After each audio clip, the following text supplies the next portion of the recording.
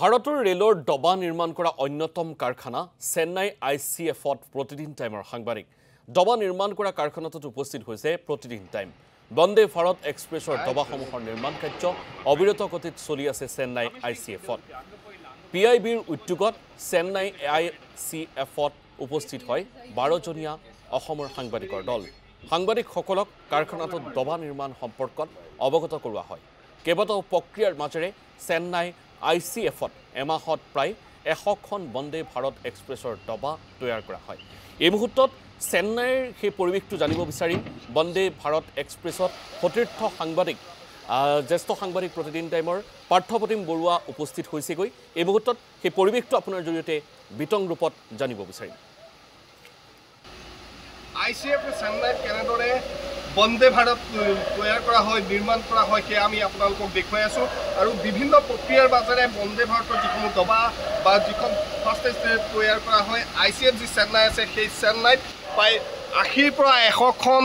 বন্দে ভাৰত তৈয়াৰ কৰা হয় এটা মাহত বিভিন্ন প্ৰক্ৰিয়াৰ মাজেৰে হয় প্ৰথম অৱস্থাত যদি চাবলৈ যায় প্ৰথমে তেওঁলোকে সাইটসমূহৰ পৰা আৰম্ভ কৰি এটা ডবা কেনেধৰণে নিৰ্মাণ কৰা হয় সেই সকলোবিলাক আমি আপোনালোকক দেখুৱাই আছোঁ আৰু বিভিন্ন প্ৰক্ৰিয়া আছে এই কেইবাটাও প্ৰক্ৰিয়াৰ মাজত এনেধৰণৰ যিসমূহ আপোনালোক যায় সুন্দৰকৈ যায় সেই ডবাসমূহ হয়তো আপোনালোকে প্ৰথম অৱস্থাত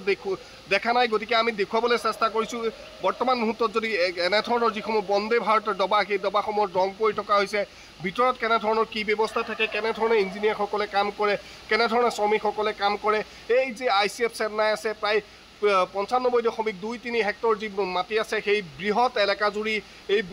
ফেক্টৰী আছে আৰু ইয়াতে এই বন্দে ভাৰত তৈয়াৰ কৰি থকা হৈছে প্ৰায় 1000খনৰো অধিক তেওঁলোকে ইতিমধ্যে নিৰ্মাণ সম্পূৰ্ণ কৰিলে আৰু তাৰ পৰৱৰ্তী পৰ্যায়ত বিভিন্ন প্ৰক্ৰিয়াৰ মাজেৰে এনেধৰণে ডবাসমূহ তৈয়াৰ কৰা হয় আৰু তাৰ লগে লগে যদি কওঁ আমি দেখুৱাবলৈ চেষ্টা কৰিছোঁ যে এনেধৰণে ৰং কৰা হৈছে বন্দে ভাৰতৰ যিসমূহ ডবা সেই ৰং কৰাৰ পাছত তেওঁলোকে যেনেধৰণে পানীৰ ব্যৱস্থা বা ভিতৰত যদি পানী সোমাই কেনেধৰণৰ কি পৰিৱেশ হ'ব গতিকে ৱাটাৰপ্ৰুফৰ বাবে তেওঁলোকে পৰীক্ষা নিৰীক্ষা কৰে গতিকে সেই পৰীক্ষা নিৰীক্ষাও তেওঁলোকে আৰ্টিফিচিয়েলভাৱে প্ৰথম অৱস্থাতে কিছু ডবাত এনেধৰণে কৰি আছে আমি দেখুৱাবলৈ চেষ্টা কৰিছোঁ যে চাওক কেনেধৰণে ৱাটাৰপ্ৰুফ হয় নে নহয় বা কেনেধৰণে ডবাৰ ভিতৰত ক'ৰবাত কেনেবাকৈ পানী সোমাব পাৰে নেকি তাৰ বাবে তেওঁলোকে এনেধৰণে পৰীক্ষা নিৰীক্ষা কৰে বিভিন্ন প্ৰক্ৰিয়াৰ মাজেৰে এই ডবাসমূহ নিৰ্মাণ কৰা হয় প্ৰথম অৱস্থাত যদি চাবলৈ যায় শ্ৰমিকসকলে ইয়াৰ যিখিনি কাম কাজ প্ৰাৰম্ভিক যিখিনি কাম কাজ সেই কাম কাজখিনি কৰাৰ পাছত যিখিনি পৰৱৰ্তী প্ৰক্ৰিয়া আছে প্ৰায় 3টা পৰ্যায়ৰ মাজেৰে এই ডবাসমূহ সম্পূৰ্ণ কৰা হয় 3টা পৰ্যায়ত যদি চাই যে প্ৰথম অৱস্থাত তেওঁলোকে ডবাসমূহ তাতে এছেম্বল কৰে আৰু তাৰ পৰৱৰ্তী পৰ্যায়ত ৰং কৰা হয় আৰু তাৰ পৰৱৰ্তী পৰ্যায়ত এনেধৰণে যি ৱাটাৰপ্ৰুফ সেই ৱাটাৰপ্ৰুফৰ ব্যৱস্থা কৰা হয় গতিকে এই বৃহৎ কাৰখানাটোত আমি উপস্থিত আছোঁ প্ৰতিদিন টাইমে আপোনালোকক সবিশেষ দেখুৱাই আছে এনেধৰণে ডবাসমূহ যদি আপুনি চাই আৰ্টিফিচিয়েলভাৱে তেওঁলোকে ইয়াতে পানী দি পেলাই পৰীক্ষা নিৰীক্ষা কৰিছে 3টা পৰীক্ষা কৰা হয় যাতে কোনো ধৰণৰ খুঁত ৰৈ নাযায় তাৰ বাবে 3টা পৰীক্ষা কৰা হয় আৰু এনেধৰণে সেই পৰীক্ষাসমূহ বৰ্তমান মুহূৰ্ততো চলি আছে আৰু আমি আছোঁ ICF চেন্নাই ভিতৰ ভাগত আছোঁ আৰু ভিতৰ ভাগত বন্দে ভাৰতবৰ্ষৰ যিখন আটাইতকৈ ফাৰ্ষ্ট ট্ৰেইন বা ৰেল বুলি কোৱা হয় সেই কাৰখানাত আমি উপস্থিত আছোঁ প্ৰায় 1000খন তেওঁলোকে নিৰ্মাণ সম্পূৰ্ণ কৰিছে আৰু পৰৱৰ্তী পৰ্যায়ত বৰ্তমান বা আজিৰ তাৰিখতো তেওঁলোকে কৈছে যে এমাহত তেওঁলোকে প্ৰায় 80ৰ পৰা 100খন তেনেধৰণে নিৰ্মাণ কৰি সম্পূৰ্ণ কৰে বুলি আমাক জনাইছে গতিকে আমি পৰিৱেশটো দেখুৱাই আছোঁ এয়া হৈছে যি ICF চেন্নাই সেই চেন্নাই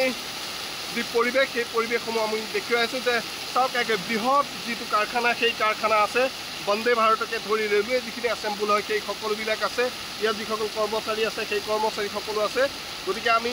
ইয়াৰ পৰিৱেশটো দেখুৱাই আছোঁ এক বৃহৎ কাৰখানা যিফালে চাই সেইফালে ৰেলৰ যিসমূহ ডবা বা আনুষংগিক যিসমূহ বয় বস্তু আছে বা সামগ্ৰী আছে সেইসমূহ আপোনালোকে দেখিবলৈ পাব কিন্তু এই মুহূৰ্তত আমি